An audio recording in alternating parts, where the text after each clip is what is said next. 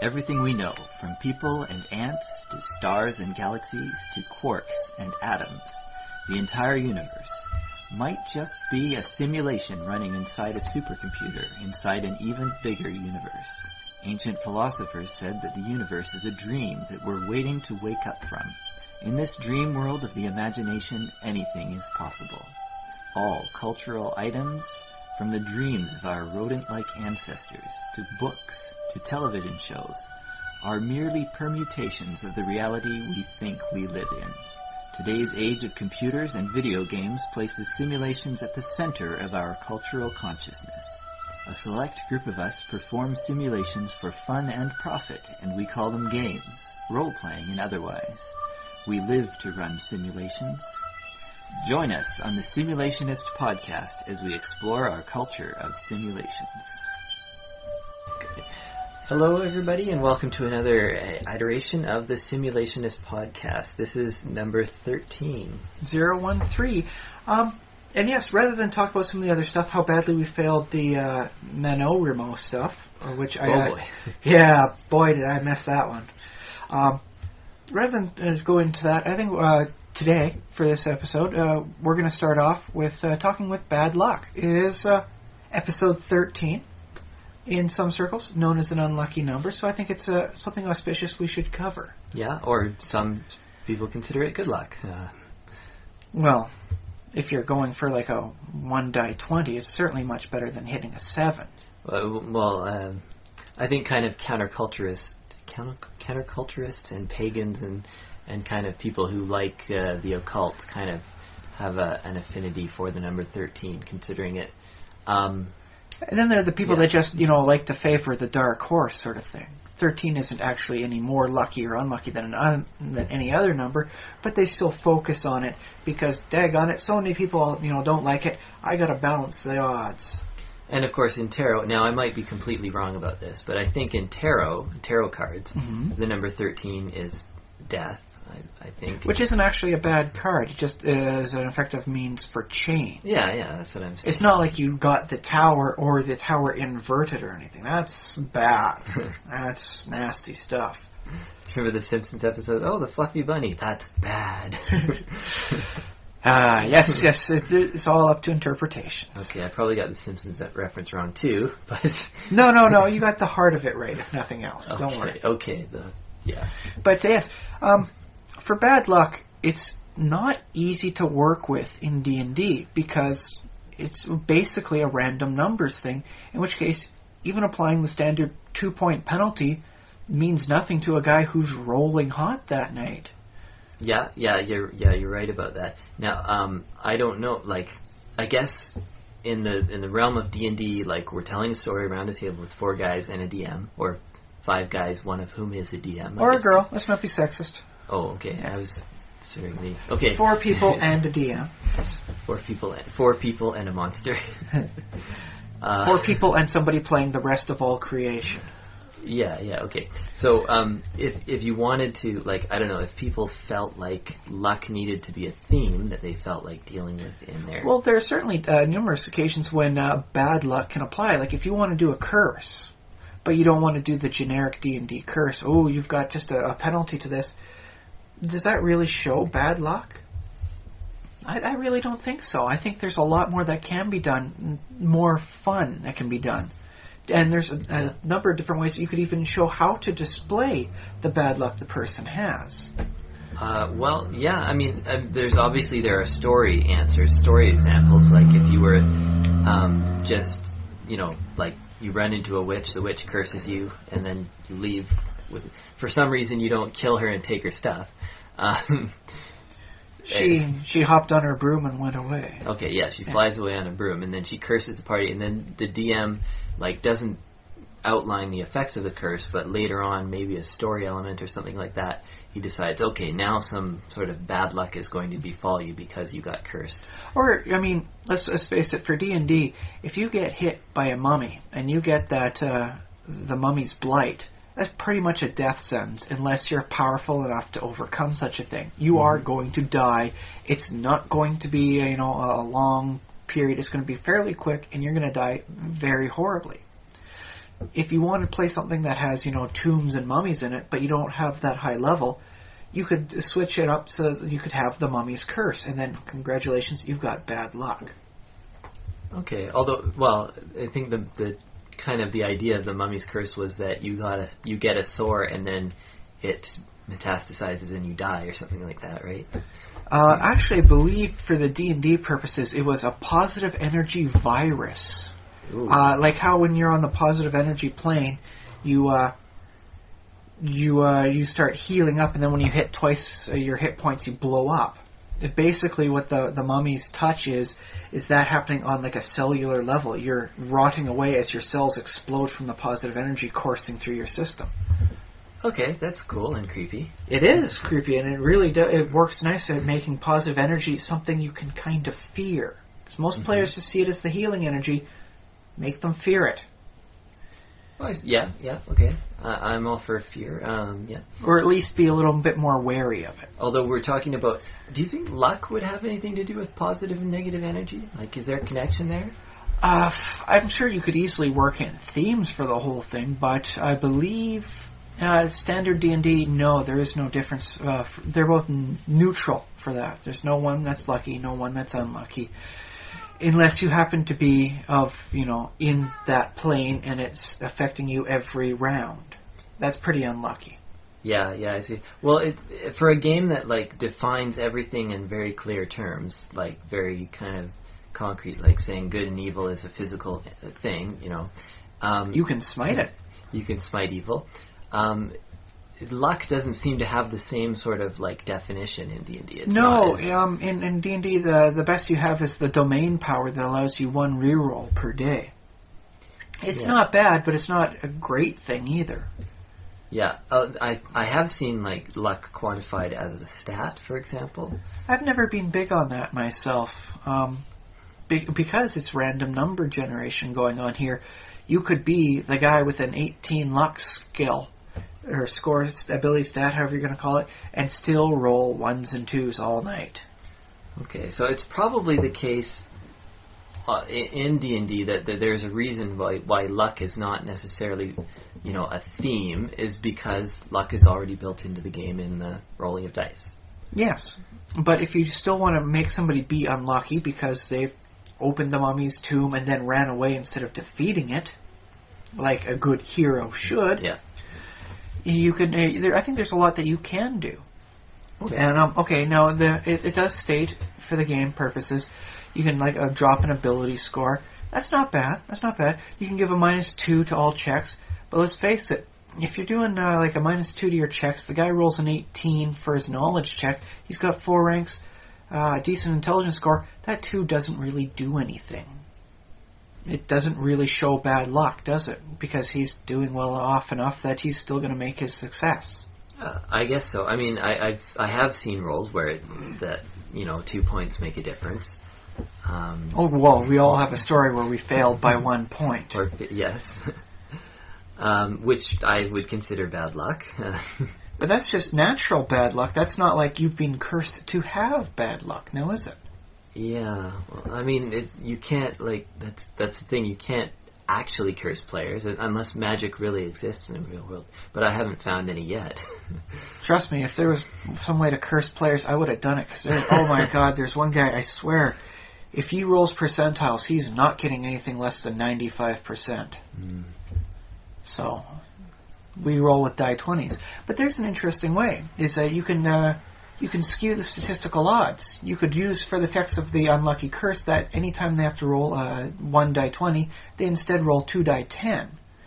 Those out there who know the bell curves for how the math works, the chances of actually getting a 20 on 2 die 10 is a 1 in 100 chance as opposed to the 5% chance. Right. Well, it's but that basically, if you change that to 2 die 10, it makes it basically a curse of mediocrity, which is, I mean, that's a curse. Really. That's pretty bad for most D&D people. I mean, if you give a person a 10 for an ability score, they are going to just gripe and moan about it as often as possible.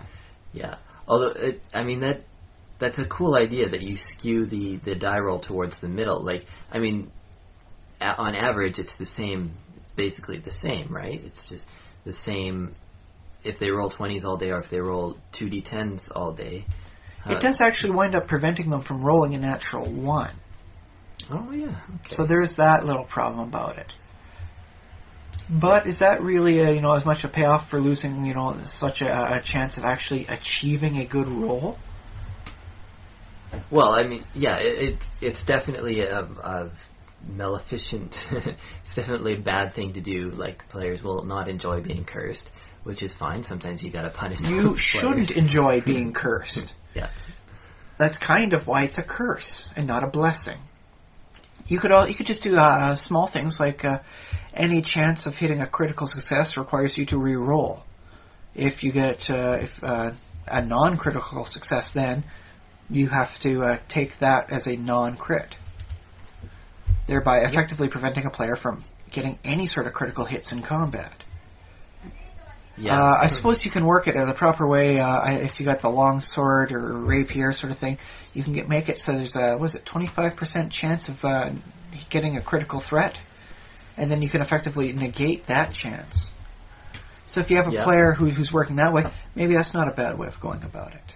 Well, yeah. I mean, I don't know if you want to necessarily target. Like, this is a thing I don't know if we've talked about, but targeting the players' choices is something you should do sparingly because they made choices to be awesome in certain areas because that's what they wanted to play. Don't forget, they've also made that sort of choice to somehow bring about a curse upon themselves.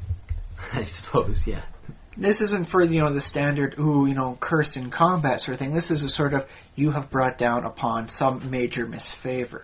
Mm-hmm. If you want to take it and have some fun with the curse spell itself, by all means, go with it. I think any sort of variation on that adds a lot of flavor to a campaign. So if you break a mirror in the campaign, do you think it'd be cool if the DM ruled that breaking a mirror or opening an umbrella inside or things like that would cause bad luck? Oh, superstitions causing bad luck. I would very much like to see that, actually. Yeah, or just have a black cat. That could be something a DM could throw in as flavor text. Black cat walks by and something bad happens. Well, there we go. That's something we were talking about a couple simulations ago, is animals that have special abilities. The dogs that can sense, the ethereal and invisible stuff. That's right. You could work it so that any cat who is pure black has the natural affinity of causing a 2-point penalty for any creature making a roll around it. Cats actually become unlucky. Yeah, that could work. Yeah. So I like that. I'm making a note right now on that. Of course, if you get players talking around a table and stuff like that, and in the game, if somebody breaks a mirror or spills salt or whatever, the players naturally they'll be like, oh, bad luck. That'll come out, right? Usually, not always, but that'll come out, and then DM it's kind of his choice. He's like, oh, do I follow up on that? And is that actually the case, or is my world a little more rational? I think in most cases of D&D worlds, they're not necessarily rational.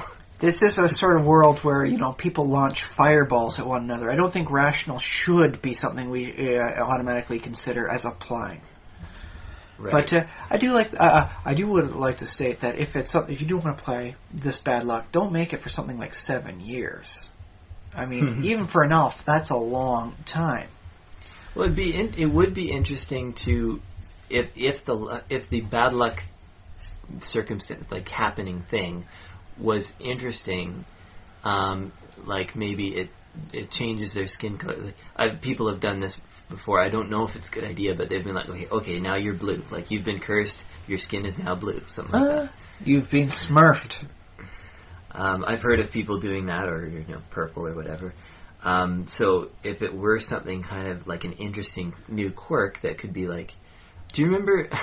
This is going off another tangent. Do you remember the movie Mystery Men and the Spleen character played by Paul Rubens? Yes, he was cursed to be flatulent forever because he blamed his flatulence upon that of an old gypsy. Yeah. And that's the sort of thing I'm talking about for curses with special effects. He had made the choice to try and blame the old gypsy lady for his own flatulence, and thus he has to suffer for it until he can somehow make amends, which I don't think he ever really does. He just kind of rolls with it. Yeah, and that's what I'm saying. Like, for if you had a curse that lasted 7 years, if it was something interesting, and depending on the type of game, you might not want to emphasize bodily function, humor, or you might. It's an interesting way of getting a player, who isn't whose character whose player isn't showing up. I mean, I've done that before. They drank the bad water, and then that's why their character isn't with the party. He's back at the little safe spot you guys created, just emptying out everything. Both ends. Yes. Maybe a couple extra ends. Trust me, there is one version of the Sunken Citadel that nobody wants to go into. There is some poor guy who's probably still there because the player never returned for that. So, for all intents and purposes, the character's still there, forever cursed. Now, what about a luck creature like a luck dragon or a luck elemental? Luck dragon we know from Never-Ending Story. Yes, and let's face it, the more stuff you can include from the Never-Ending Story, the better off I think you are. Yeah, There's a lot you can include in there that's just good stuff. I'm not aware of anybody having statted up and published a version of a luck dragon, but It's just a Google search away. It must be. D&D Luck Dragon. Like, if a creature is kind of an avatar of luck, like what does that look like? It looks like the creature that we see in the movie, right? Well, yes. So you got some sort of dog dragon versus some sort of... the bad luck one would be like a cat dragon? Cat dragon. Like Nyan Cat and... What's the... Taknyan. Taknyan and yes, let's not go into that one. That's it's good, but it wears thin. Can't be the Nyan Cat podcast? Not this week. Maybe we can focus on memes and ways to use them as a running joke in a future simulation. Do you think Nyan Cat is lucky? I'd say he's probably a lucky cat. You'd have to be a lucky cat to get that many views, and that many positive views, too. I mean, let's face it, that thing kind of wears thin after a while. Well, I don't watch it constantly, but every time I do see it, I smile, so... Yeah, well, I've got the tune in my head now, thanks to you, so... Oh, I hope all of our listeners do, too. Trolololo. Oh, well, we'll work on that one another time, too, though. Oh, okay. Trolling the players. But that's a very interesting thing. I like the concept you brought up of the potential luck elemental, or I guess we'll call it pseudo-elemental for this case. Yeah, luck pseudo-elemental, okay. Yeah. Because, boy, could you imagine the annoyance of fighting one of those things? I like when you brought up taking away the player's D20 and changing it to 2D10. I like the idea of a curse of now your D20 has no 20 on it. Instead, it has 2 1s. Oh, I do kind of like that too. So no great success, but you've doubled the chance of great failure. That's pretty groovy. So that's another way, and it does have a nice game mastery feel to it. Like you've actually done something that changes, how you interact with the world. Yeah, okay. So that's one to keep in mind and remember. That works very good, I think, for the bigger things, for the bigger curses. If you've really displeased a powerful figure, like you put K at the end of the statue of Thor, and you turned him into Thork, the god of dorks. Then yeah, I could see that. And, you no longer have a 20; you have another 1. I like picturing how Thor would react to that, because I imagine he wouldn't necessarily be mad. He would just be like, "Oh, you think you can do that? Well, I'm going to do this." And that kind of fits for a lot of the divine temperaments if you read up the historical stuff. Yeah, good point. Yeah. I can see Thor getting petty revenge on that way. Maybe not Odin, but definitely Thor. So you can imagine a luck elemental might be like a 2-headed D20. His D20 has no 1 on it. It's got a 20 where the 1 should be. I can see that. That's interesting. But yes, it's okay, because elementals do tend to have their primal shape. So what would the primal shape of luck be? Or if you want, you could even, I guess, maybe work it as like a generic humanoid sort of thing. Maybe misty, glowy, purpley sparkle energy if you want to make it look fancy. One half light, the other half very dark, and then you could have the positive-negative luck interaction going on there. That could work. It would be nice to have manipulator of luck. I imagine like maybe a glowing being with like kind of black hands or something like that. If you're talking to black and white kind of imagery. I do preferentially like to avoid that sort of use of coloration. Okay. But it does seem to fit, at least for the rough edges of what we're designing up then for this luck pseudo-elemental. But yeah, the creature could be like kind of a glowing, bright, like light creature, and then have like kind of hands that are kind of like wreathed in black energy, as in like it uses that against its enemies, but itself is like, you know, light and full of luck, I guess. Or how about you work it this way sort of thing? The luck elemental, when it hits you, it doesn't actually deal any damage, but it does apply like the -2 penalty until it uses a +2 bonus on itself, in which case the karmic luck balances back out again.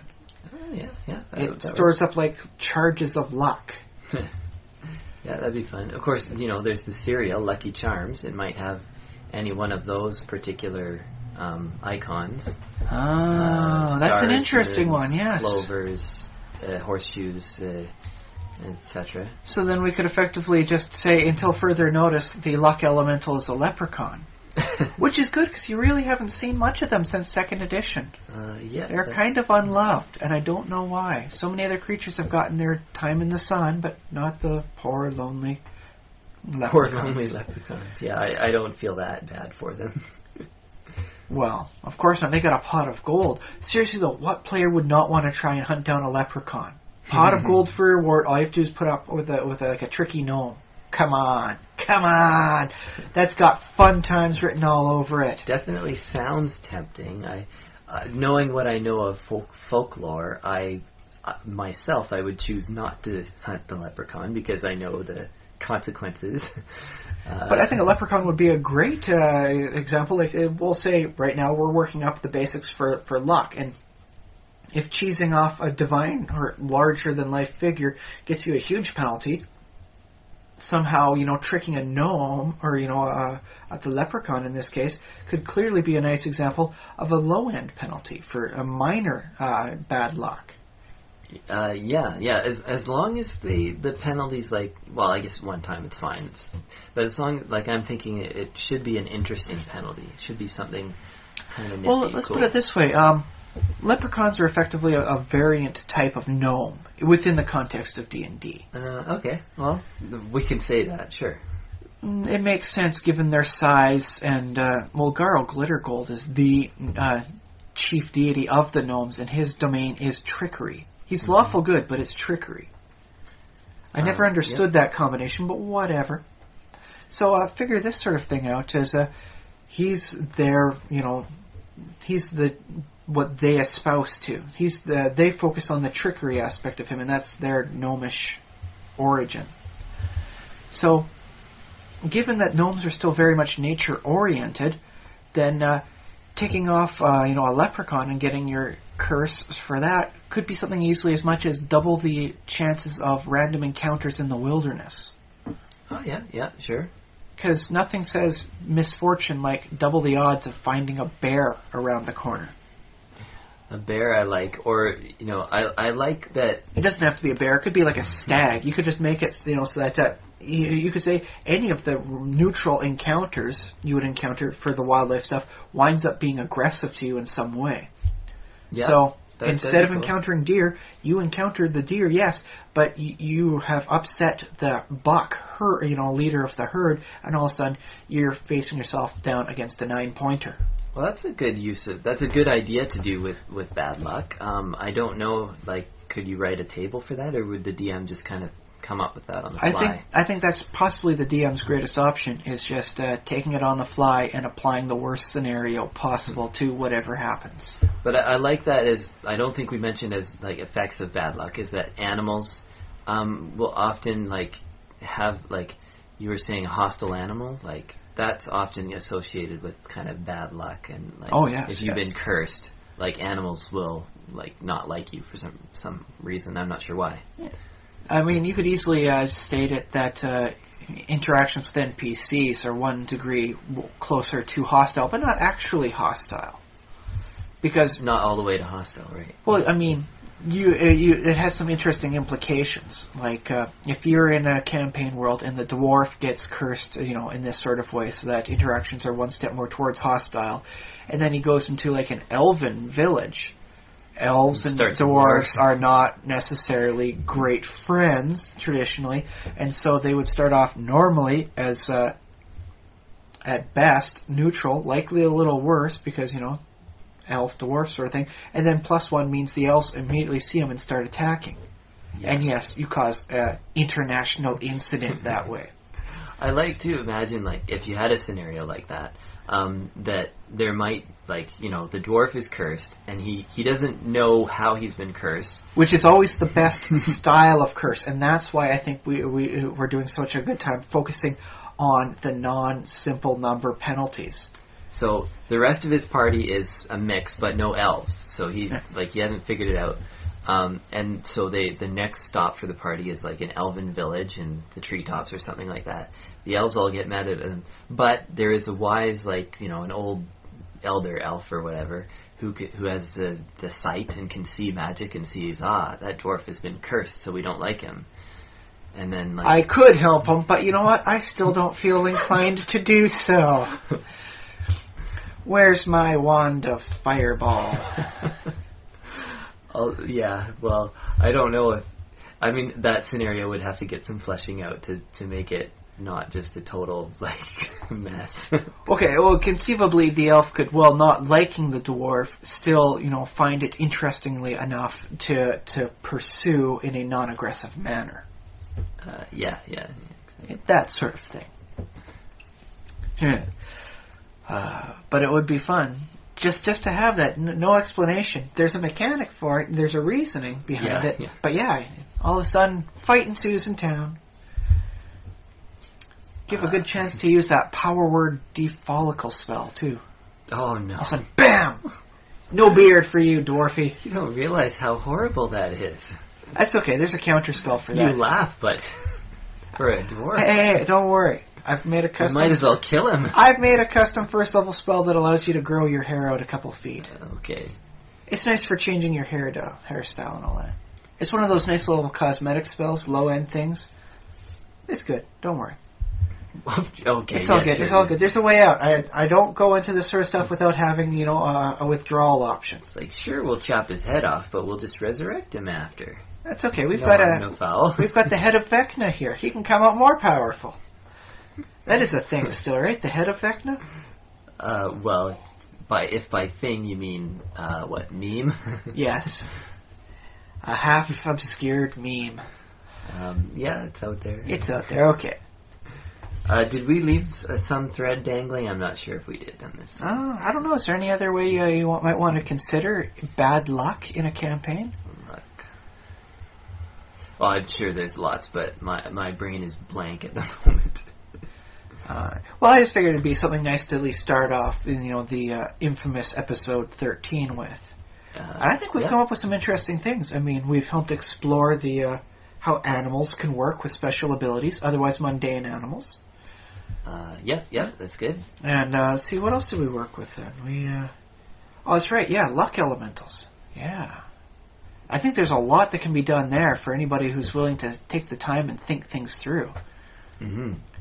And because if I recall correctly, there was a Fate Spinner prestige class somewhere in Complete Arcane, was it? That applies, that uses bonuses, penalties, and modifiers to that. Okay. So I think maybe collecting up this sort of stuff and looking at how it's worked before as a whole and see if there's any cohesion between there. Yeah. Because I've found great influences in seeing how the unintelligent undead interact. So, if you just start putting everything together and seeing how the unwritten rules are, you can gain great insight. I kind of want to look at the D&D world as a world where you can define luck basically after the fact and be like, kind of be like, when you're telling the story of your previous exploits, you can realize, oh, gee, I was really lucky. What happened there? I do like doing that myself. I remember one campaign for Bad Luck. Players were fighting a bunch of hobgoblins, and everybody pairs off, does their thing, because group coordination, no, everybody finds a hobgoblin and kills them, one-on-one, sort of mini little fracas going on. And the paladin, for the life of him, couldn't get a good roll in. He never hit the hobgoblin, and so everyone was wondering, what's going on with the hobgoblin? In the end, what I did was I just had him, stripped down, and oh yes, he's got runes all over his body. They must be magical. That must explain why the paladin is sucking so horribly tonight. And that's what we wound up doing. That's just explaining it off. He wasn't really that bad. I mean, it must have been these runes all over this amazing hobgoblin's body. They debated even letting him go simply because the hobgoblin had effectively such good luck in the fact that the person rolling had such bad luck. Mm-hmm. So, yes, finding a way to explain good luck and bad luck after the fact, I think is always worth an entertaining notion. Yep. Well, we might have to come back to this at some other point in time. No more on luck. Oh, yeah, sure, yeah. Maybe an episode with another lucky number. Well, wait, we passed 6. That was a very lucky number in a number of places. I don't know. 20 sound lucky to you? For D&D, it's very lucky. 20, yeah, I like 20. So we'll come back in almost 2 months. Because one of us is going to be laying down tonight, head hits a pillow, and all of a sudden we're going to get the perfect image for what a luck elemental should look like. Okay, yeah. That's how it happens. Yep. All right, do you want to start off with the other first topic then for the day? Another topic? No, yeah. Sure. Now that we've gotten the episode-specific topic out of the way. Okay, yeah. Are we picking one of mine? Yeah, okay. Go for it. Yeah. I think we did one of mine last time. So. Well, let's talk about... I don't know how long... Okay, let's talk about non-violent challenges. Because we have discussed some sort of styles. Like, I recall a ways back we talked about environmental challenges. Forest fires, storms, and all that sort of thing. You can classify them as non-violent in that they're not actively out to hurt you. They're just out... They just hurt you ambiently. Yeah. So, my question to, probably, people listening and to you, Ryan, is, would you play in a game where you did not, it was called D&D, and it was based on the D20 system, but the DM said something like, there's going to be no fighting, and no killing. It's only going to be kind of social challenges, and kind of just interactions. Would you participate in that? I would be a little initially offset to see how the whole thing goes, but I wouldn't necessarily be against it. You could have an entire city-based campaign where your opponents are going to be intelligent members of the city, in which case killing them is actually fairly frowned upon because you're not a vigilante in that case. You are a murderer. Yeah, but I guess violence is really baked into D&D because the first thing we're thinking of, what is the consequences of murdering someone in the city? It's it might require an entirely different game, and would that even be fun to play a game where it was just the challenges aren't in escaping with your life and killing things and...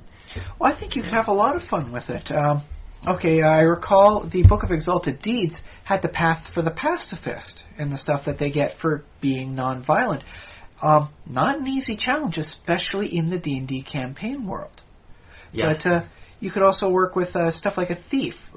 Indiana Jones was not an inherently violent person, unless, somebody was really bugging him, and the actor had a case of the Hershey squirts and wound up, instead of fighting, the guy with the 2 swords, just shoots him and leaves. Because that actually happened. Okay. That's why he didn't bother fighting the guy after he did all the wonderful sword stuff. He just pulled out his gun and shot him. He had to get out of that scene quickly because he needed to use the bathroom. I'm sorry, Mr. And Ford. they couldn't film the next day. Actually, they thought it was brilliant. So why don't I just shoot him? I have the gun here. It's a very good, like, well executed scene. I guess it's funny that it came about by accident, because some of the best stuff does come out by accident. It's serendipity in this case, or luck. Yes. In which case, it would be a case of Harrison Ford turning bad luck into good luck. He turns into the bad luck of being fairly. What's the best term for this? Because we do want to make this all ages, right? Having intestinal duress. Turning that into a memorable scene that people have mimicked how many times over the years? Yeah. But unfortunately, that's more violence. And I guess, maybe it's not that I have anything against violence. But in almost any other circumstance, it's not like he was a violent man. He gets the idol, and he escapes the traps, and then there are the natives after him. But, the traps are deadly. The natives are out. They will kill him and eat him if they can. But, so they're violent, but he doesn't go about shooting them to show, hey, I got a boomstick here. No, he runs. So in a lot of the cases, he is not an inherently violent man. Violence is not his first option. He doesn't go to that immediately. Okay, yeah. Well, I can appreciate a non-violent hero. Yeah, when things, finally take their toll on him, he'll just shoot the guy instead, but you kind of have to push him far enough to get there. He's no Han Solo. He doesn't fire first. But you could work along the lines for thieves. Like, you don't have to be, backstab, combat-oriented thief. You can be the pick the lock and sneak around kind of thief. Run away type thing. Better part of valor. Yeah, you can be that guy. So I think there's a lot that can be done in a setting where you just don't fight everybody. And I think that could be a very welcome change of pace. But here's the question. What would happen for the enemies? Would they be violent still? So would you be working on your own personal ethics, of non-violence where they're trying to do their thing and hurt you? Well, I guess that's what I'm imagining is, is the question I'm asking is violence essential to, good storytelling? I think it might be. It might be. I will have to say no, because I will lend you the game because I know you don't have it, but Planescape Torment is a very good example of a story where you don't have to be violent. In the entire game, there's only 4 instances of mandatory fights. Every other time, you are free to run away or talk yourself out of a fight, talk the enemy out of fighting you, and that just is how it goes. Let me ask you this: no consequence. When you, if you choose to talk the enemy, is it just that? Have a good charisma score. Do you just click the talk button and say, my character talks, blah, blah, blah, blah, blah, blah, blah? Well, in many of the cases, it's a talk before the fight, in which case you just manage to talk them out of the concept of fighting you. Mm-hmm. And is it a tree of, conversation, yes. If he says this, now what do you say in response kind of deal? Yes. In which case, because if you do have the high charisma score, you do have these extra options. There are some things that, riddles and puzzles in the game, that if you don't have the intelligence score, the option for the correct answer doesn't ever show up. Oh, interesting. You're just not smart enough to solve it. I might take you up on borrowing Planescape Torment then. Yes, it's a very good game. And I think I have the version, the 1.1 version, so it removes some of the glitches. Okay. Well, you can hunt. I do also have the original game, the 1.0, and you can try hunting down for the patch, but I'll just lend you the real game. Don't worry. And I'll bring up, there are games that are, about building and, Minecraft, where it doesn't have to be, you don't have to be fighting the monsters. You can turn it on, but there's a game mode where there's no monsters. In which case, you're just doing the sandbox aspect of things. There's no dungeon, no end, none of the other places, no Ender Dragon. Well, yeah, you can't get to you can't do certain things if you don't have monsters enabled. Yeah. You could still, I think you can still chop down trees and, build a house. Oh, yeah, you can do all the standard basic world stuff. Yeah, building stuff, yeah. You can't go to the other planes, you can't do this stuff and that. You don't have the dungeons actually have monsters and pose a threat for you. But there's the exploration type thing. For D&D, though, I mean, this is what we have said before, is that it's based off of combat. It started off as a war game, and that's why I think it makes for an interesting change of pace to try and go for the non-violent option, because then you're purposefully imposing this higher standard on yourself and the challenge. I think there's a lot that can be done there, if you're up to it. Yeah, I'm not necessarily saying I would propose a game like that and be like, I'm going to run this game.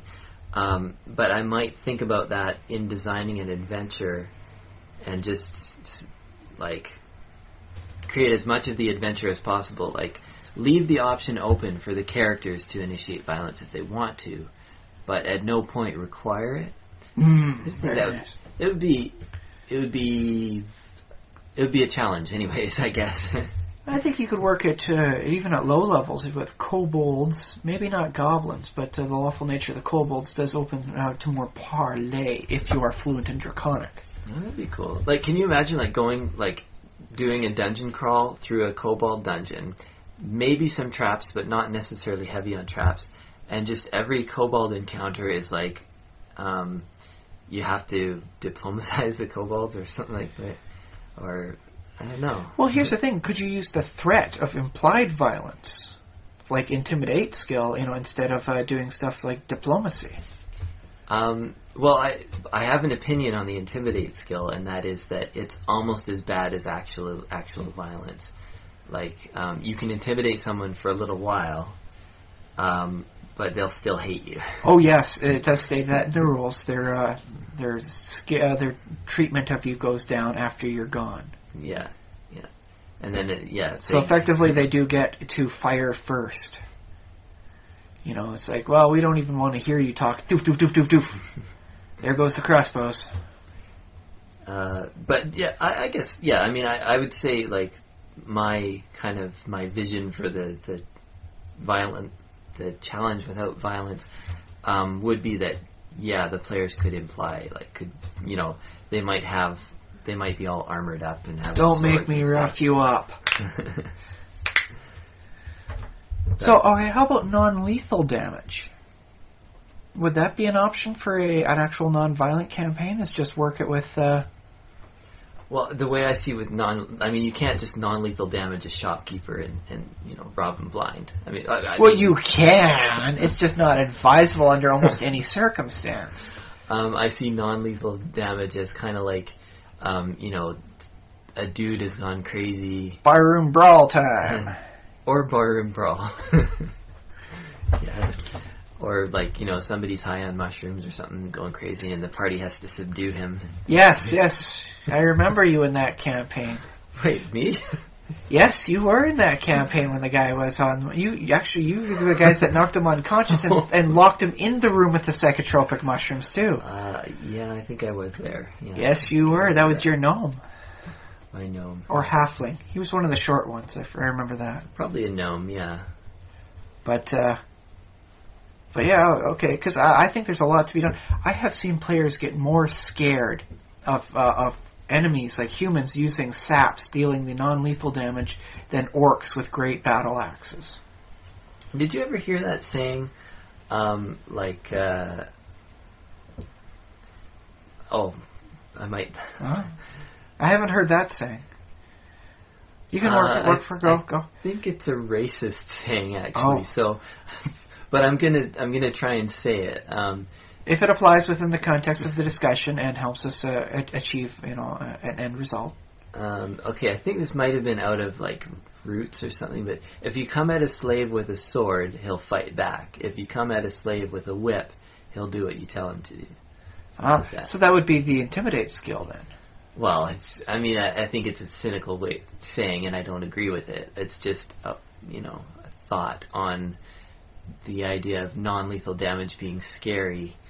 I think in real life it applies much more than in D&D, because you never feel the character's pain. But face it, a whip hurts. Yeah, that really, really hurts. I mean, that's why rat tails, and the locker rooms is nasty. That's basically a very crude wet whip. That really stings.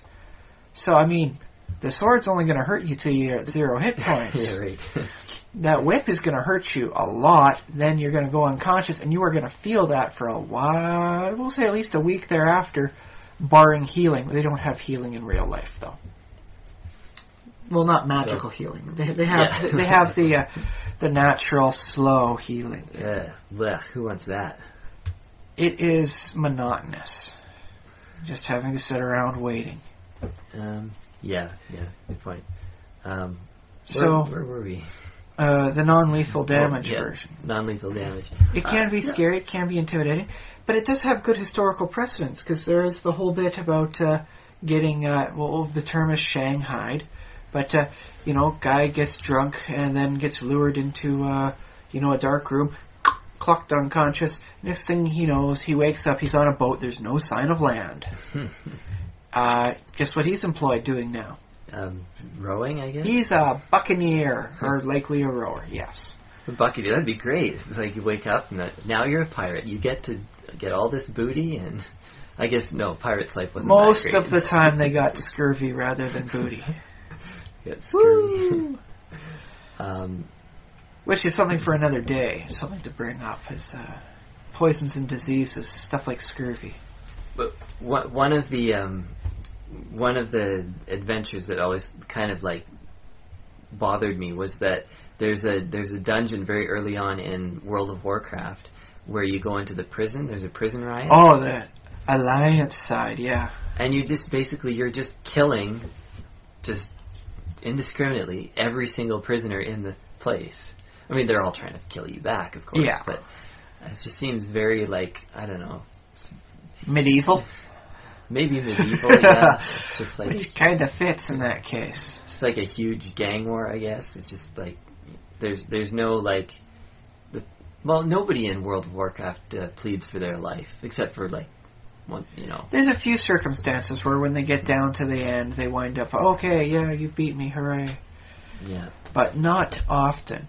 But, you could always interpret it the same way that they did for City of Heroes. You knock a guy down to 0 health, that doesn't mean you've killed him necessarily. It means they're unconscious, and then just because they're no longer, a part of anything, yeah, you can loot their body, and then, they'll fade away. But they're still there unconscious, and later on they get locked up. Okay. Is that, how is that? Is that the lore, or what, in City of Heroes? In City of Heroes, it's pretty much a given. They talk about, you go through the thing, and then later on they mention, yes, everyone's safely locked up in the Zig, you've got them. When you reduce the enemy down to 0 hit points, and they did their little animation as they fall down. I'm not sure if you ever saw the animations as they fall down. They took out the standard fall down stuff, and then they got rid of it, and they replaced it with sort of just fall down. And so you had these weird, contorted, like broken spine poses as they just dropped down. It's like, no, they're not dead. They're just. You shattered their spine, but they're not dead. But yeah, it is mentioned in a couple cases that, yeah, when they hit 0 health, you haven't killed them, you've knocked them unconscious. You're a hero, not a killer. That seems a little bit... Well, I mean, I don't care because it's a game, but yeah. That's not as satisfying. Well, whatever. You can think you've killed them, if that's how you want to interpret it. I suppose, yeah. Yeah. Speaking of nonviolence, so I just wanted to think of, like, how, like, Gandhi did nonviolence and stuff? Oh, yes, the passive resistance and all that sort of thing. I wonder if you could make, do an adventure out of something like that. Like, could you gather, kind of gather followers and just order them around, and it'd be almost a board game, really. I could see it work. It'd be much more diplomatic than the standard D&D campaign is, but I think you could make it work. The passive resistance and all that. But, see, I still think, though, that there is a full possibility for doing the non-violent thing. I would like to say, make sure the players know about it beforehand, so that somebody doesn't come up with a super awesome fighter who can do this, that, and the other, sort of combat techniques really great, and then wind up having none of it be used. That's the sort of thing you mention at the start during character creation. I want to tell a story like this. You think you guys can be up to helping out with this, and and make sure everything flows? Yeah. Well, and I wonder if D&D, if this is I guess it's not a flaw in D&D, the game, but basically when you create your fighter character, it's like, in this specific situation, I know how to use an axe to do this and that, and like get a +2 and whatnot. But I kind of like, if you want to like portray a character, it's often more interesting, at least, well, let's see, in fiction, just to be like, yeah, this character is kind of naturally, what do you call it, like maybe dexterous, maybe like the character, like, and basically comes up with unique ways to solve each situation, rather than just being like, I apply my +2 cleave and weapon specialization to all all given encounters. Yeah. Well, that's something I think it always should be an option, but has to be played out between player and DM. So you've got to be an open-minded DM to allow this sort of thing. Okay. It's one of the things that does require imagination on one part and a willingness on the other. So it gets away from the hardcore stats of the game, but should always be encouraged. Yeah. Okay. Yeah, I agree with that. Yeah. I would like to try a non-violent campaign. Like, it could work well with that botanist you talked about. You wanted to try playing sometime. Yeah, like explore stuff and yeah. You're not about the fight, you're about the exploration. Yeah, for sure. In which case, it might behoove you to befriend a wizard with the subdual substitution thing that allows them to deal non-lethal damage. So just in case you're getting chased by gorillas, like intelligent gorillas as you've stolen their idol, or I'm imagining a jungle setting. You could easily have it be yetis. Yes, you've uncovered where the yetis are on their high, peak, and now you've got to boot out before they kill you, sort of thing. It would kind of help just to lay some suppression fire to keep them from coming after you. Yeah. Well, I mean, does it have to be non-violent? I mean, if you think about the kind of explorers of yesteryear, many times, in order to obtain a specimen of an animal, they thought nothing of just shooting one. Depending on the person. The loss of one for the benefit of learning of all mankind. It was an acceptable loss, this sort of thing. Yeah, and that makes sense. I don't know. I don't think they do that nowadays. Like scientists and stuff don't. They prefer to find one that has to be put down for another reason. Like, okay, here in Victoria we're having cougar bobcat sort of sightings. Wild cat sightings. Oh, yeah. In which case, once the animal's been put down and the people root through to make sure, okay, yes, it was heavily diseased and starving, then what they could, conceivably can do is, if someone wants to, they put in the petition for it, and then get the corpse, take it to the taxidermist, have the whole thing stuffed up, and that's how it goes. Okay, yeah. I don't know how much science can be done on an individual corpse of one cougar. There can be a lot done on the necropsies. If you know what you're doing, you can find out a whole lot of information. In fact, if you are on the scene at the right time, that an animal's been hit by a car and killed, with a pregnant animal, you can save the unborn children. If they're ready to give birth and the animal hits it, you can potentially save the calves. Oh, well, okay. It only really applies, in a circumstance where there'd be a place for them to be raised. But don't try this at home, kids. No, definitely don't. But if it's one of the things where, you've got an endangered animal that happens to be pregnant and it's due to be giving birth at any time, you can wind up saving And you're a wildlife expert. Admittedly, the circumstances are kind of slim, but you can do it if you know what you're doing. But no, that is pretty cool. Yes, it's awesome. I actually remember one time there was an animal that was hit outside of the middle school that I was attending back in the day, so many decades ago. And what they did for the animal was, it was dead by 6 in the morning. The guy was a hit and run. A hit and run, hit the animal and drove off. Okay. Yeah. Admittedly, it's likely a mutual collision, because if the animal's as bad shape as it was, then the vehicle is probably pretty hurt. I love how you say mutual collision. What other? The other day there was a unilateral collision where a moose ran into itself. Well, it's one of the things where neither person did it intentionally, sort of thing. Okay, all right. Yeah. No, I think I know what you meant. And yeah, if you've seen the damage a small car can take from a single animal hit, it's not like, okay, the animal loses life, but the car, oh god, the repair bill on that car. Oof. But yeah, what they did was they took the animal, they had the wildlife expert come and effectively perform a necropsy on the ball court. And that they had the kids, anybody that wanted to go through and actually see, got a chance to see how the animal all went together in the various parts of it.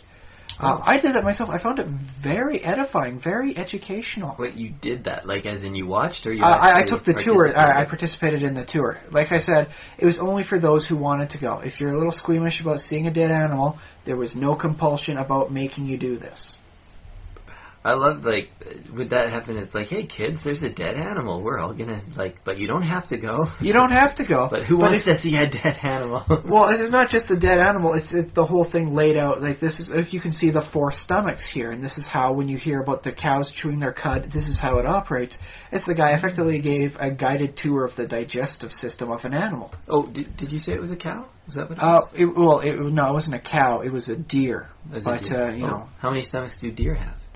I believe they're all proper, a 4-gut fermenters, so they should all have 4. Oh, that's weird. 4 stomachs. I mean, that's the thing, is you get a chance, it's not 4 separate stomachs. Okay. There's a lot of muscular contraction in there that prevents them. You can tell where it ends from the stomach lining. There's some different inner things going on of how it works. So it's more like a 4-chambered stomach? Yes, more like that. It's just more like how the heart operates, sort of thing. Is that you don't picture the heart as 4 separate pieces. Yeah. You see it as just one whole part. Which, by the way, we got a chance to see the heart too. Those things are cool. big. I mean, when you're a kid, you expect, okay, heart's like the size of your fist. So all animals have a heart the size of my fist. And then you see it off an animal and go, whoa, that's huge. So yes, you can learn a whole lot from what you're doing there. How big is a blue whale's heart? Like, I think I've read this in books. At the proper adult size, a kid can crawl through it like it was like a McDonald's playground thing. It's creepy huge. Do they have like a model blue whale heart at like the Smithsonian or the? Probably somewhere. I mean, they got huge versions of the human body. They should at least have it for a few animals, a body part here and there for size comparison. Yeah. If you're listening, curators of museums, that's what we want to see. That's what gets people into the museums. It's like a kid's playground that happens to be modeled after a blue whale's, circulatory system. Oh, yeah, that'd be awesome. Yeah, think about it. Because I got a kid coming up, I got to find these places to entertain her. I got to do that till she thinks this is all blasé. So. And of course, Victoria, we have what's the Miniature World, the Bug Zoo, the Butterfly Garden. She'll the like Cadbrosaurus we have in Gyro Park, which is basically just a big piece of what is it? Even made out of? I guess it's like a cement of some kind. Or? I think it's the same thing they make the canoes out of. It's the spray on lightweight plastics. Okay. It's just that. It's just a play thing. You hop on it, play around with it. But I like you can go through you can get in the. Well, I don't know. I'm probably too big to fit through the nostril at this point. But I remember being a kid and climbing like from the mouth through the nose. Oh, okay. So that sounds a little fun. You can be inside the mouth and you can climb out through the nose. Look, Dad, I'm a boogie. Yeah, we did that. Yes. I suppose anybody that fits in there does that at some point. It crosses their mind. Yeah. But there's a lot to be done for animal stuff like that. But we've hit an interesting line of tangents there. Yeah, I forget. Fortunately, we've recorded down how we got to this line of tangents. We will analyze this in the future. Yeah, are we still talking about non-violence? I think we've kind of covered it. But again, I think in the end we have to state that D&D is inherently based off of a combat system with a campaign world built around it. Yeah. The core mechanic is fighting. Well, I guess I don't know if this will go too long, but another kind of questions though is we'd like to apply this to novels also. Oh yes, and fiction writing. All sorts of and non-reality. Yeah. So I think that often in fiction it is done that there aren't necessarily lethal fights and and death and so on. A good crime-solving one, yeah. Well, a crime-solving one may have had a death happen before the. But it's just a plot-related death. It's not, like violence isn't happening there. Yeah, that's a good point. There's not necessarily. Although you kind of like it really helps to have those action scenes. Like, if they might not be violent, but at least if you have something happening, something that somebody is struggling with. Or I suppose you could throw in a steamy love scene. I mean, look what 50 Shades of Grey is selling at now. Okay. I have not. Of course, yet mind read you, that's that. apparently pretty violent and that stuff too. Their S&M gets pretty deep. Okay, yeah, I don't know anything about that, but... I've tried to avoid it, but ambiently picked up an interesting amount of knowledge about it. Okay, well, I might have to read the book, just for research purposes, just to find out what it's about. Not that I'm actually into that stuff. Give everything a chance.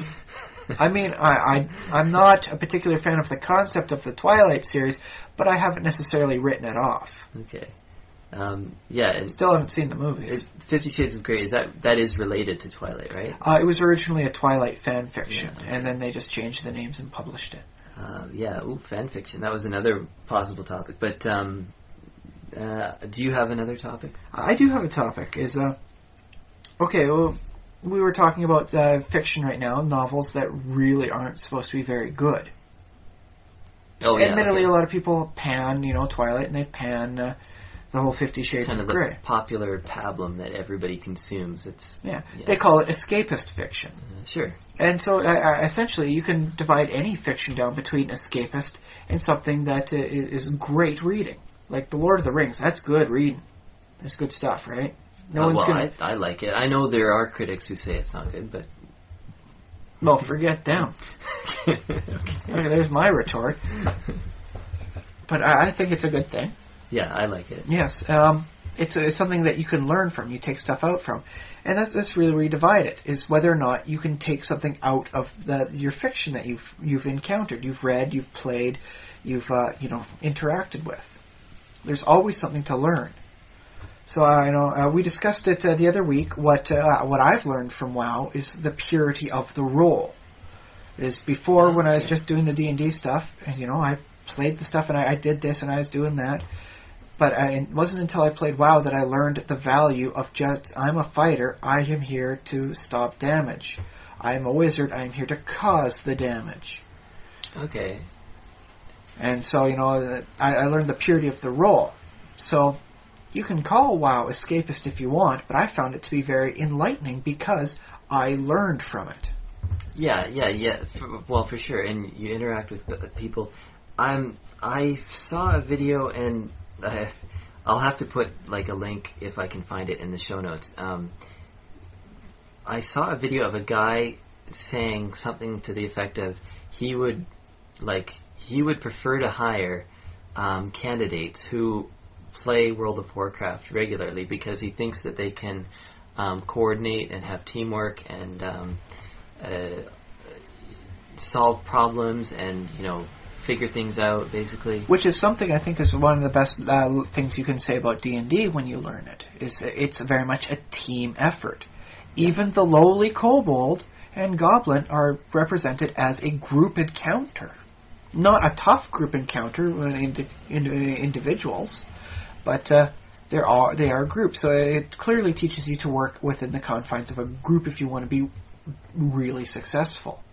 Yeah, and I should also mention, I don't want to say that being a team player is a universal value, but I'd say it is fairly highly valued, and I would say that I do value working with others, although there is some, there's some attributes of the lone wolf that I think are admirable too.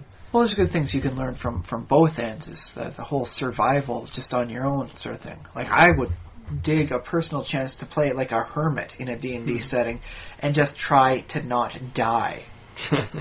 Can I do this by myself? Can I make my own little cellar? Can I keep myself from starving in the winter? Well, in D&D though, wouldn't that just be a survival check? Or not necessarily. I mean, if you want to craft your own stuff, there's craft checks, because you're a hermit, you're doing this yourself, you're making your own items. Yeah. There's So it'd be kind of like Minecraft in D&D. Something like that, yes.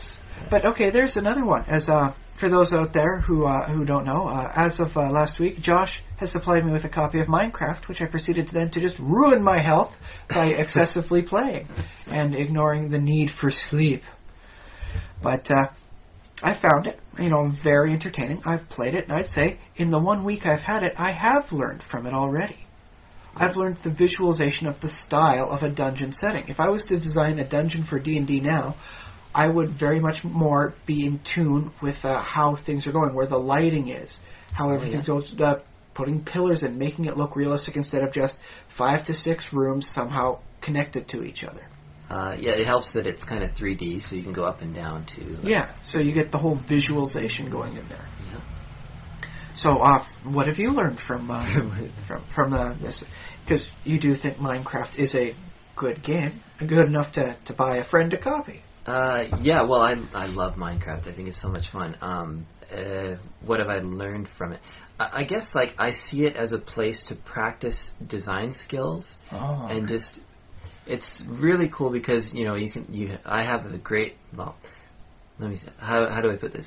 I like my imagination. I enjoy spending time in my own head, but I also really like being able to put things draw and put things visually and have really an output. Yeah, exactly, and be able to see the thing that I thought and sometimes it works the same way, sometimes it doesn't. Sometimes it looks different than I kind of pictured in my head. I thought it was cooler before I actually made it.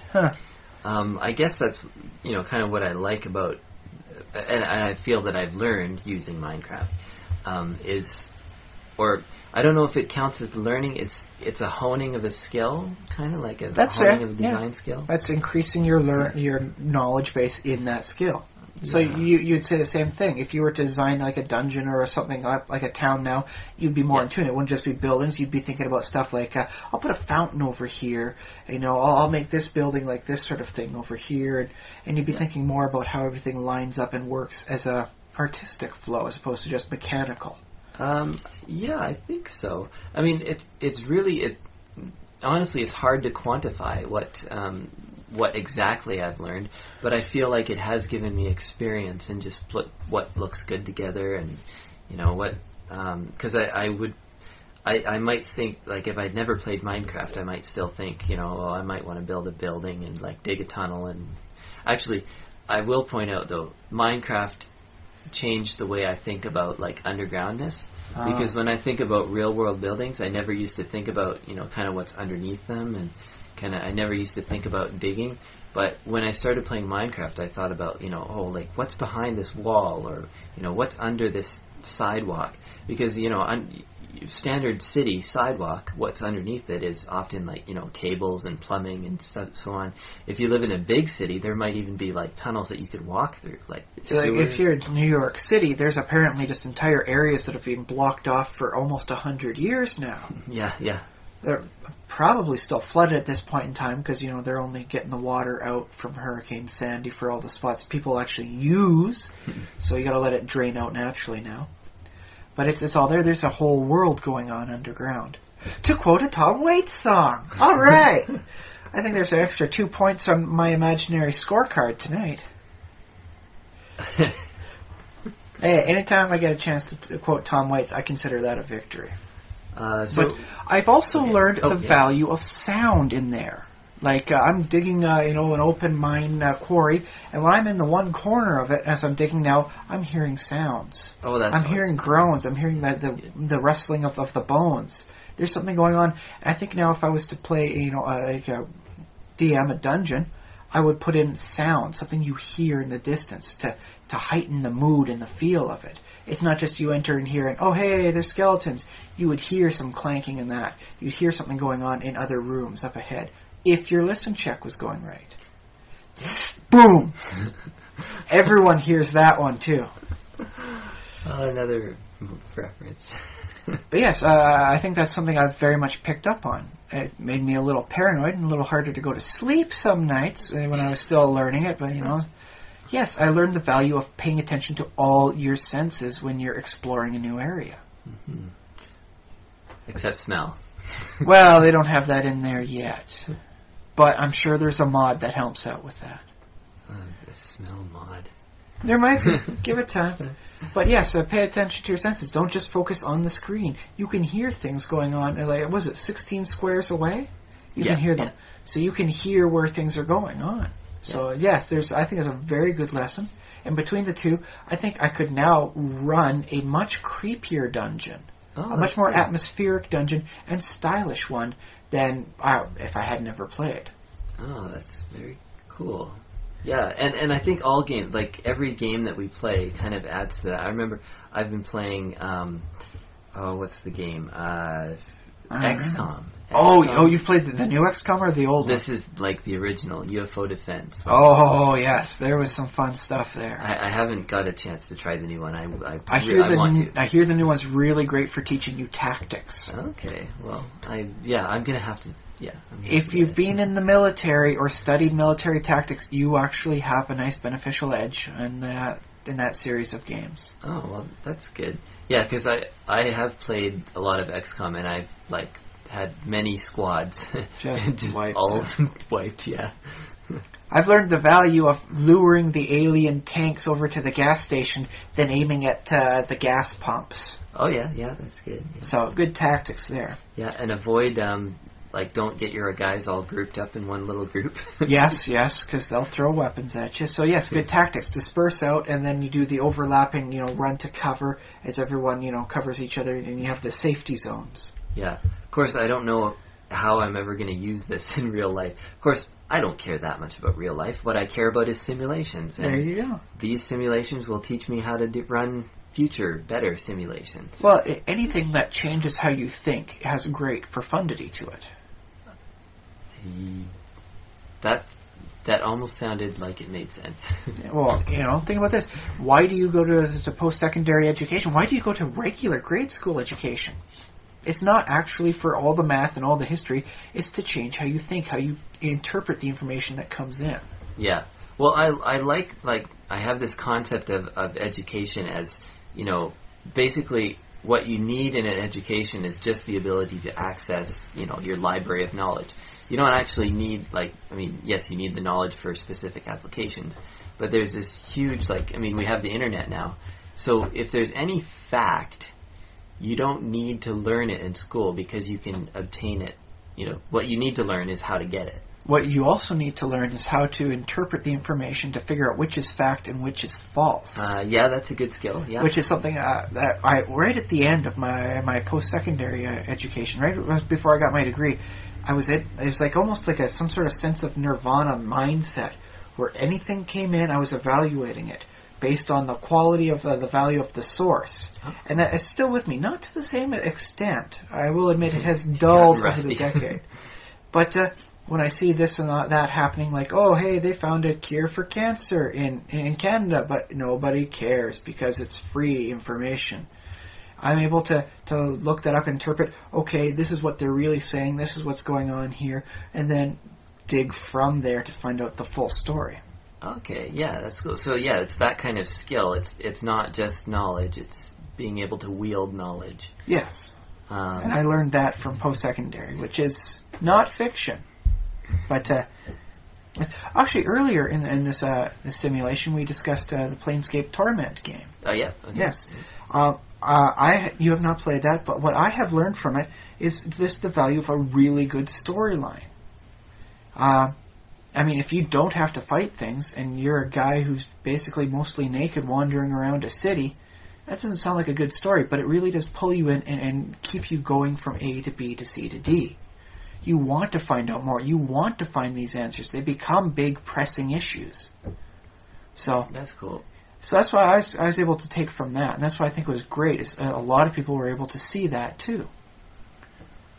They were able to see that, yes, this is a good story. It doesn't matter that the engine for it was like the old Baldur's Gate engine and really doesn't work as well as it should for something so text-heavy.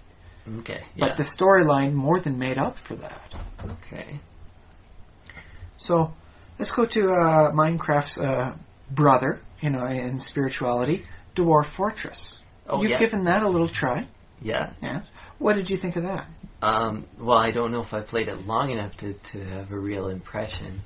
I guess my impression is still more from your what you've told me about. My stories. Your stories that have happened, like how your dwarves get maimed and things like that. I basically managed to generate a world and like look around it a little bit, and I think I actually had I was looking at some dwarves, which I assumed were mine, but I don't know if you own the dwarves or not. You're more of a genius loci, the spirit of the fortress. You can name one of your dwarves after yourself, change the name for them, and make that be you, but you're not actually any one dwarf. No. Okay. So the world looks very cool. I guess, and it's getting better every month as he keeps working on it. Thank you, Toady.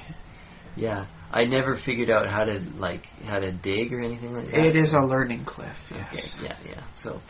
So basically, that's where I'm at. And the fun, learning itself. I mean, yeah, you learn from games, but learning each game has its own quirks and specialties. So yeah, you have to learn how to use that game. So there's specialized knowledge. You won't use that anywhere else. But I guess the process of learning, I mean, I think that has to affect your brain somehow. I think it has, because now when I get into a game, I don't go, okay, yeah, let's have fun. It's like I sit down and I say to myself, okay, how does this game play out? How do I make it work to my ends? So I sit down with a very more focused mindset than what I did when I was just a young lad. But I've played. Oh my, have I played Dwarf Fortress? Yeah. And I say there's a couple of things I've learned on there. First off, tactics. Battlefield tactics. It doesn't always pay just to rush out and meet the enemy. Sometimes it's very nice to lure the enemy into where you want them. Set up a zone that's great for your guys, and then lure them in. You could say, a smart person could very easily say that Sun Tzu has taught that. Don't go seeking the fight, bring the fight to you. Make them be off balance when you're on your own zone. Oh, that's good. Now, do you credit the designers of Dwarf Fortress? Designer. There's really just the one coder. His brother helps him out with some storyline stuff, but that's about it. Now, do you credit him for being a genius for including this sort of this place where you learn tactics, or do you think that's emerged from just the fact that he's simulating a world? I think it's one of those emergent properties. There's a whole lot of emergent properties in there. Which reminds me, by the way, if I am ever throwing undead at you guys, skeletons are only the first thing you have to worry about, because I will throw leather carcass beasts after you. It was a nice thing when he was working up on dead. It was like any non-processed body part could wind up becoming an undead creature. So that way, bones become a skeleton. And what happened was the skin of the creature wound up coming up, and so you'd imagine this hollow, sliced up cow shell as it comes towards you and attacks you. Or even hair can wind up posing a threat. So you get some sort of hair tentacle thing attacking you. Oh. Yeah, not just bones. You can have really creepy stuff. Yeah. But there's a whole lot of emergent things that you just try to do your best to simulate, and then what happens. Yeah. But what if something happened? I think game designers kind of do this almost on instinct. But if something happens that they feel doesn't teach good, tactics, or something happens that the player can't really react, the player's natural reaction will be wrong or something like that. Do you think they tweak that then to? I don't think wrong necessarily works for Dwarf Fortress the same way other people do. I recall only about 2 things he stopped.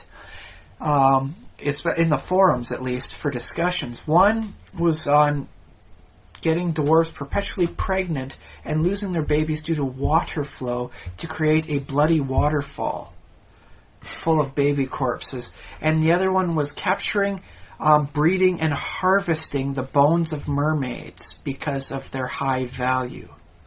And you stopped those. Well, he closed the whole topic down on the 1. Oh. He basically, just shut down that line of discussion by closing the thread. And then the other one, he reduced the value of mermaid body parts to that of, like, any regular animal. So there's no added benefit. You get the same value making pig bones. Okay. So the game designer is almost like a teacher in that way, in that, like, they're kind of guiding a learning process for the player. It just seems so weird because you have to be so, like, far. I mean, it's not really, I guess, but you have to be so far above cognitively, above the players who are learning how to play the game. I think it just works itself out too. Is like, does this feel realistic? And then if any weird quirks happen out of it, weird quirks happen out. Remember, Dwarf Fortress is still technically in an alpha stage. Mm-hmm. It's not even beta yet. So, so heck, the more quirks you can find, the better off things are, because that's when you're catching them before the game ever releases. Yeah, and it's like, I think Minecraft is the same way. It has quirks in earlier releases that players exploited to make fantastic creations, and then the quirk would get fixed, like, because it wasn't. Gravity still doesn't affect objects all the same, though. I will note that. Yeah, that's true. That's probably Floating not objects, never going to change. That is there in Dwarf Fortress. You can't have a floating citadel. But you can, right now, have it, just all balanced upon a stack of soap. Soap. Okay. Are you going to explain that? Or? Well, soap in the game acts as, you can make it into a structure, the same as anything else, but it's soap. And then you can put like an umpteen-ton fortress on top of it, and the soap still holds. Oh, okay. He has stated that he will fix that in a later edition, but it's not a high priority thing. He's working on bigger, grander arcs, stories, tradings, wars, and actual sites, that when you go to a town, there's a town there. That sort of thing. I also learned from Dwarf Fortress battlefield unpredictability. You can have 10 well-armored, well-trained dwarves and still have them get slaughtered by accidents. They can accidentally dodge their way off of a cliff and fall down and shatter their everything. Like, but can they all do that? Like, the law of averages or probability says that a certain number of dwarves it will inevitably have accidents, and a certain number will not. Well, see, that's the thing, is you can also have a very, well-armored dwarf accidentally take a shot to the head and have their brain get pushed out. Yeah. And then automatic death. We're talking about pretty small numbers, like, you have 10 dwarves, so... Like, well, in this case, 10 dwarves. I mean, if you wanted to, you could have a very high-end, like a fortress devoted to fighting and have, like, 100 dwarves focused solely for your military. Oh, that sounds like so much fun. And in a later arc, it'll actually be a thing. You can, like, get a huge army and then send them off the map to go wage war against the goblins instead of just waiting for them to come to you and slaughtering them. Ah, yes. Now, I'm imagining, if you have 10 dwarves, there's more of a possibility of, like, just having that bad luck and just all 10 come to horrible accidental ends. Maybe not necessarily ends, but horrible accidents that irrevocably damage them. Okay. 3 of them are wielding crutches. 1 of them has lost both arms. Still wields the weapon in their teeth. Because those dwarves are tough. Oh, that's cool. But if you have 100 dwarves, you might have, like, 10 of them might die, and that or 10 of them might come to those accidents, and hopefully less in that case. If you wind up doing some interesting things with ranged combat, you can wind up outmaneuvering the enemy. But there's always the unpredictability. There's always the odds that this lowly goblin gets a nice lucky shot in and pierces the heart. Okay, yeah, I guess so. I mean, unpredictability is a fact of life, but also the law of large numbers says that, if you send it, 100 dwarves, nothing succeeds like excess. 100 dwarves, 1,000 dwarves. Well, there's only about 200 max, but yeah. Okay, then you're prepared for those eventualities. If a few, you expect some to die from accidents, and expect some to, like, lose their arms, but... So it's always nice to have a backup plan going on, because you never know when all of a sudden, you encounter something you just can't handle. Like, I remember fighting the Bronze Colossus back before that sort of thing was nerfed, in which case, if you didn't have steel, there was effectively almost no way of killing it. You'd have to collapse something on top of it, hopefully get it into some water, and then wait till like maybe the winter when the whole thing freezes over, and then it gets destroyed. Other than that, there's really not a lot for ways to kill it, and that's just unpredictability. In which case, I think in that case, what I did was I had some one guy with a bunch of dogs go out and just hold it off as I closed up the rest of the fort, and then just kind of hoped for the best. I lost the fortress in the end, so which brings me to the other thing I've learned. Okay. Yeah. Taking joy in loss. A Dwarf Fortress has no victory condition. You can just say, okay, this is when I'm going to declare victory, when I get a working farm. That's what I'm learning for this time in the fortress. Mm-hmm. But there isn't any actual thing for an actual victory. There's no, hooray, you've won the game. There's only different ways to lose. Now, you can learn to enjoy that in video games and in novels and in stories. It's hard to enjoy loss in real life. No, but there you can learn. Can you put it in perspective? Is that what you're saying? Well, you can learn to just roll with it and realize the fact that no, not everything's going to go your way. So you can take the loss on the chin and go, no, that's just how it happens. Yeah. Well, of course, depending if there's nothing you can do about it. Yeah. If it's one of those things, it's like. Something like death or whatever. Have backup plans and backup plans after that. Try your best. Don't accept defeat. Keep on trucking, sort of thing. But that doesn't mean necessarily that you can't appreciate like amazing things when they befall you negatively. Like when a couple dwarves wind up dying in Dwarf Fortress, and that sets off the moods of other dwarves so that they do things like deface artwork or beat up other dwarves, which makes them angry. You have what's called a tantrum spiral, and everybody's mood just depreciates around and around due to friends dying and this and that happening. Like so-and-so has lost a pet, and now they're angry, and they're having a fit. Wow. I feel like there's a parallel in real world, like maybe the financial crisis.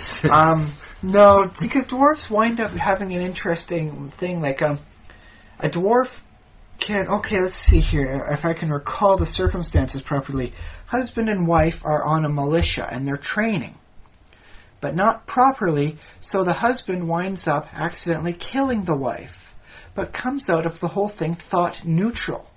So the emotionally neutral because, although lost a spouse to tragedy, he doesn't have to put up with her nagging anymore. No, actually what happened was that he took joy in slaughter recently and had a satisfying brawl recently.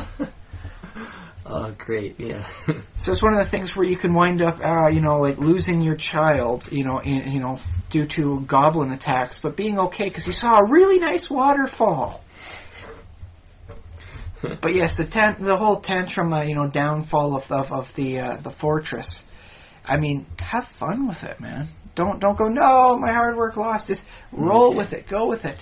Laugh when the bad circumstances create something utterly majestic, albeit malevolently against you. I guess it's funny because like game designers, as a game gets like further and further into being like, I guess.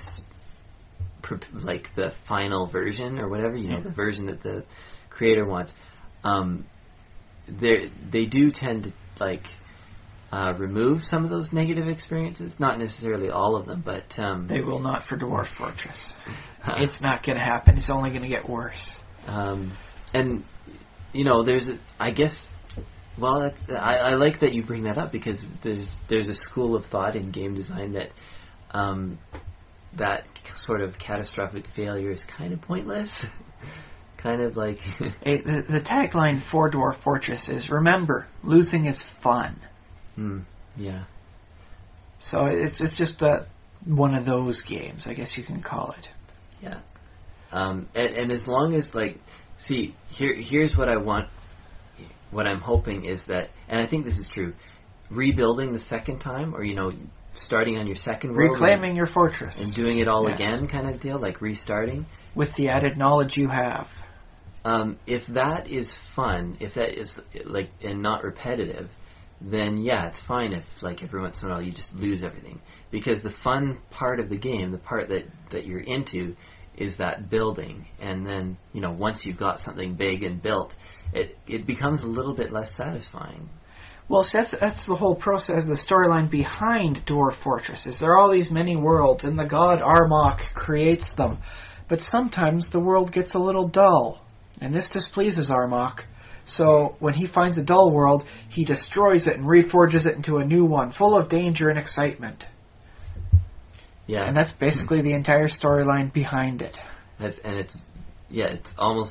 It's very parallel to the game designer created a game where players get to do this same sort of thing.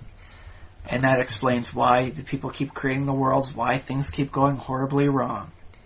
Yeah. And of course, SimCity, same deal. Like you build it, it doesn't inevitably happen, but what a player will do is they'll create an awesome city, and eventually they'll kind of get bored with because everything's done. Like I've got a maximum of everything. I've achieved the high population thing, and all my arcologies have blasted off to space into Alpha Centauri. Hooray! Now what? Probably before that is when you would start experimenting with natural disasters. I've always found it's good for urban renewal. If I want to create a higher end like freeway here, well, maybe some fires go on, maybe a flooding happens. Let's see how I can rebuild from that. Because I am a malicious yet capricious god. I'd like to, imagine if there was a SimCity where, how SimCity you start with a wilderness? You start with nothing. Imagine a SimCity where the city is the wilderness, and you have to somehow infect it or, modify the city that exists already. Like you're maybe an alien or a parasite or something like that. Oh, some sort of weird conspiracy thing. You have to infiltrate and change the city to meet your own desires and ends. Yeah, maybe something like that. I could dig that game, yeah. Yeah. Okay. Very nice Illuminati subterfuge type thing going on there, yeah. We have been talking for about 90 minutes now, and I hope that people have been enjoying listening to us. As always, give us feedback on the blog site where you will find this podcast.